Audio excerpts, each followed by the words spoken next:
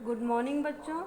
मैं आपकी विज्ञान टीचर पूनम अग्निहोत्री आज दिनांक 21/4/2020 आपकी कक्षा में उपस्थित हूँ।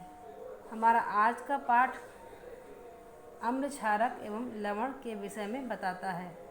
अर्थात हमारे आज के पाठ का नाम है अम्ल क्षारक एवं लवण। इस पाठ में हम आपको अम्लों, क्षारों एवं लवणों के बारे में बताएंगे। हमारी पहली हेडिंग होगी अम्ल, जिन्हें हम एसिड भी कहते हैं। अम्ल स्वाद में खट्टे होते हैं। पहला पॉइंट है अम्ल स्वाद में खट्टे होते हैं। हम कह सकते हैं कि जितने भी हमारे खट्टे फल या खट्टी चीज़ें होती हैं उनमें अम्ल पाया जाता है। अम्ल नीले लिटमस को लाल कर देते हैं। अम्लों की पहचान यदि हम लिटमस से करें तो ये नीले लिटमस को लाल कर देते हैं।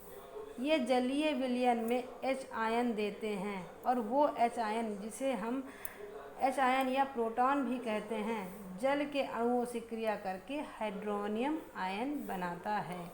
उदाहरण के लिए HCl, H2SO4, H3COOH, सिट्रिक अम्ल आदि क्या है, अम्ल के उदाहरण हैं। HCl हमारा हाइड्रोक्लोरिक अम्ल, H2SO4 सल्फ्यूरिक अम्ल, HCH3COOH एसिटिक अम्ल और सिट्रिक अम्ल जो हमारे नींबू, संतरे आदि में पाया जाता है। अम्ल दो प्रकार के होते हैं, सांद्र अम्ल और तनु अम्ल। सांद्र अम्ल जिन अम्ल में जल की मात्रा कम होती है और अम्ल ज़्यादा होता है उसे सांद्र अम्ल कहते हैं। तनु अम्ल जिस अम्ल में जल की मात्रा अधिक होती है उसे तनु अम्ल कहा जाता है। जब किसी अम्ल में हम जल की मात्रा यानी कि जल की मात्रा को बढ़ा देंगे तो वह अम्ल तनु हो जाएगा। उसी प्रकार इसके विपरीत जब हम तनु अम्ल से जल को वाष्पीकृत करके कम कर देंगे तो वह अम्ल सांद्र हो जाएगा। अब आते हैं क्षारक। क्षारक इनको बोलते हैं बेस। क्षारक को बेस बोलते हैं। क्षारक स्वाद में कड़वे होते हैं, लाल लिटमस को नीले लिटमस में बदल देते हैं।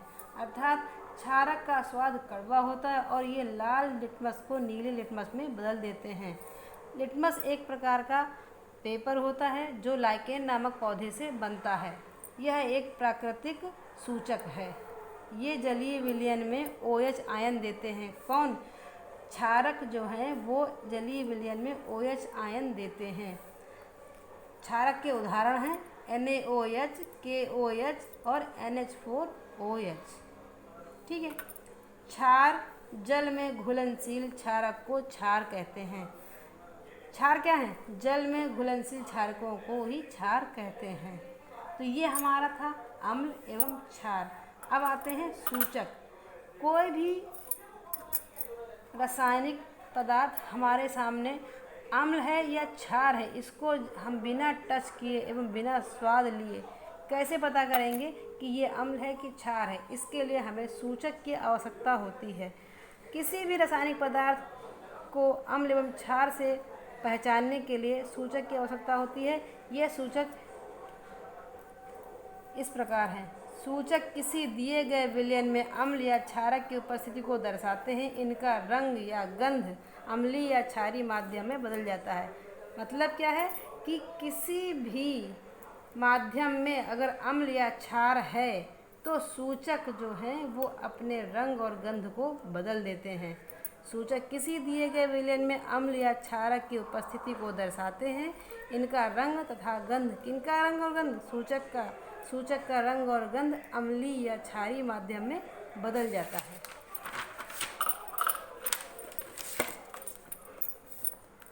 सूचक कितने प्रकार के होते हैं? तो सूचक 3 प्रकार के होते हैं। पहला प्राकृतिक सूचक, नंबर 2 कृत्रिम सूचक, नंबर 3 गंधीय सूचक। प्राकृतिक सूचक, जो सूचक प्रकृति से यानी कि पेड़ पौधों से प्राप्त होते हैं उन्हें प्राकृतिक सूचक कहते हैं। उदाहरण के लिए लिटमस और हल्दी। लिटमस अभी हमने आपको बताया कि लिटमस पेपर जो है वो लाइकेन नामक पौधे से प्राप्त होता है और हल्दी तो हमारे घरों में सभी लोग जानते हैं। तो लिटमस का अम्ल पर क्या प्रभाव पड़ता है?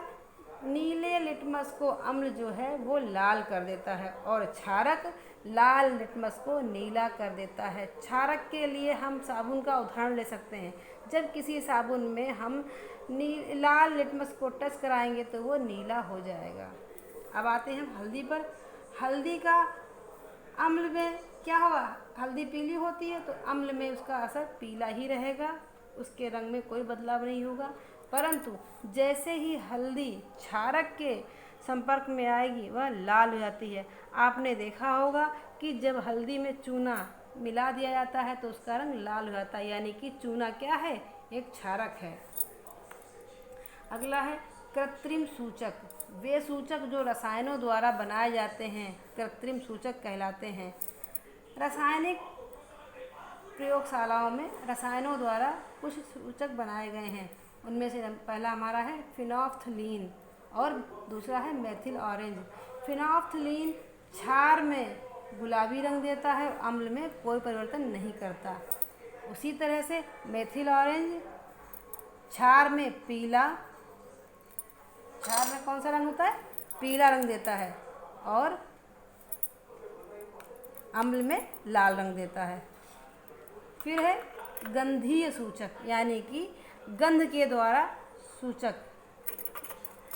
जिन पदार्थों की गंध अम्लीय या क्षारीय माध्यम में बदल जाती है उन्हें गंधीय सूचक कहते हैं। गंधीय सूचक के लिए हमारे पास उदाहरण है प्याज का रस, वनीला, लौंग का तेल। इसका अम्लों में और क्षारों में अंतर किस प्रकार है? प्याज का रस अम्ल में तीक्ष्ण गंध यानी कि तेज गंध देता है और क्षार पर इसका कोई प्रभाव नहीं पड़ता। वनीला अम्ल में समान होता है और क्षार पर कोई गंध नहीं। लौंग का तेल अम्ल में समान है और क्षार पर कोई गंध नहीं। ये तो हमारे 3 प्रकार के सूचक हो गए। अब आते हैं हम लोग अम्लों एवं क्षारकों के रासायनिक गुण। तो अम्लों एवं क्षारकों के रासायनिक गुण पहला हमारा क्या है? धातुओं के साथ अम्ल एवं क्षारों की अभिक्रिया। धातुएं कौन कौन सी हैं? Fe, ferrous, K, potassium, Zn, zinc, Na, sodium. तो ये जो हमारी हैं ये हमारी कुछ धातुएं हैं। इन धातुओं के साथ जब अम्ल या क्षार क्रिया करते हैं तो क्या परिणाम होता है? ये देखिए, धातुओं की क्रिया अम्लों के साथ, तो अम्ल प्लस धातु बनेगा लवण और हाइड्रोजन गैस निकलेगी। बिल्कुल इसी तरह से क्षारक का भी होता है, क्षारक प्लस धातु बनेगा लवण और हाइड्रोजन गैस निकलेगी। यहाँ पर आप समीकरण देख लीजिए, 2HCl Zn, ZnCl2H2, यानी कि हाइड्रोक्लोरिक अम्ल की जब धातु जिंक धातु से क्रिया करते हैं तो जिंक क्लोरेट यानी कि ZnCl2 बनता है और हाइड्रोजन गैस निकलती है। उसी तरह से जब क्षारक सोडियम हाइड्रोक्साइड NaOH की क्रिया जिंक से करते हैं तो सोडियम जिंकेट यानी कि Na2ZnO2 बनता है और हाइड्रोजन गैस निकलती है। अब इस अभिक्रिया में हाइड्रोजन गैस निकल रही है, इसका पता या परीक्षण कैसे करेंगे? हाइड्रोजन गैस हल्की एवं ज्वलनशील गैस होती है। जलती हुई मोमबत्ती को इसके पास ले जाने पर, हाइड्रोजन गैस के पास ले जाने पर यह पॉप की ध्वनि यानी कि पॉप की आवाज़ करती है। दूसरा हमारा है धातुओं के कार्बोनेट या बाइकार्बोनेट के साथ अम्ल एवं क्षारकों की अभिक्रिया। पहला, अम्ल धातुओं के कार्बोनेट्स के साथ। अगर किसी धातु का कार्बोनेट हमें मिलना है तो जैसे कि FeCO3, Na2CO3, ZnCO3 ये धातुओं के कार्बोनेट हो गए। अम्ल प्लस धातुओं के कार्बोनेट क्रिया कराने पर लवण बनता है और CO2 गैस तथा जल निकलता है। 2HCl Na2CO3 क्रिया कराने पर NaCl लवण बनता है और कार्बन डाइऑक्साइड गैस प्लस जल निकलता है। उसके बाद अम्ल धातुओं के बाइकार्बोनेट्स यानी कि हाइड्रोजन कार्बोनेट के साथ अभिक्रिया। अम्ल प्लस धातु बाइकार्बोनेट्स अभिक्रिया कराने पर लवण, कार्बन डाइऑक्साइड गैस और जल। यहाँ पर दिया है 2HCl NaHCO3 अभिक्रिया पूरी होगी तो NaCl लवण बनेगा, CO2 गैस निकलेगी और H2O पानी का यानी कि जल का एक अणु बनेगा। क्षारक धातु बाइकार्बोनेट्स और कार्बोनेट्स के साथ अभिक्रिया नहीं करते हैं। ये पॉइंट याद रखने वाला है कि कोई भी क्षारक धातु कार्बोनेट्स और धातु बाइकार्बोनेट्स के साथ अभिक्रिया नहीं करते। अगला पॉइंट कि कार्बन डाइऑक्साइड गैस का परीक्षण करने के लिए CO2 गैस के CO2 गैस को चूने के पानी से गुजारा जाता है। यदि चूने का पानी दूधिया हो जाता है तो यह गैस CO2 है।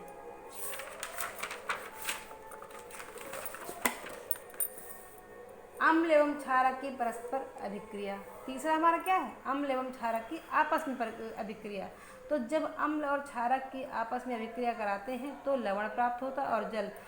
यहाँ पर हम ये कह सकते हैं कि अम्ल और क्षारक की परस्पर अभिक्रिया कराने से अम्ल और क्षारक एक दूसरे के असर को ख़त्म कर देते हैं और लवण बनाते हैं और जल निकलता है। हाइड्रोक्लोरिक अम्ल और सोडियम हाइड्रोक्साइड HCl NaOH की अभिक्रिया कराते हैं तो लवण के रूप में NaCl और H2O जल के रूप में निकलता है। जब अम्ल एवं क्षारक परस्पर अभिक्रिया करते हैं तो वो एक दूसरे के प्रभाव को समाप्त कर लवण तथा जल का निर्माण करते हैं। तो इस प्रकार की अभिक्रिया को उदासीनीकरण अभिक्रिया। उदासीन से मतलब एक दूसरे के असर को या प्रभाव को कम कर देना और दोनों उदासीन हो जाना। तो ये कौन सी अभिक्रिया हो गई? उदासीनीकरण की अभिक्रिया कहते हैं। अम्ल के साथ धात्विक ऑक्साइड की अभिक्रिया। अब अम्ल के साथ धात्विक ऑक्साइड कैसे अभिक्रिया करते हैं? तो धात्विक ऑक्साइड धातुओं के ऑक्साइड CuO MgO ZnO ये धातुओं के कुछ ऑक्साइड हैं। धात्विक ऑक्साइड प्लस अम्ल अभिक्रिया होने पर लवण प्लस जल, तो CuO प्लस 2HCl अभिक्रिया पूरी होगी तो CuCl2 प्लस H2O बनेगा। कॉपर क्लोराइड के बनने से विलयन का रंग नीला हो जाता है और धात्विक ऑक्साइडों की प्रकृति क्षारक होती है। आज के इस क्लास में या आज की इस कक्षा में हम आपको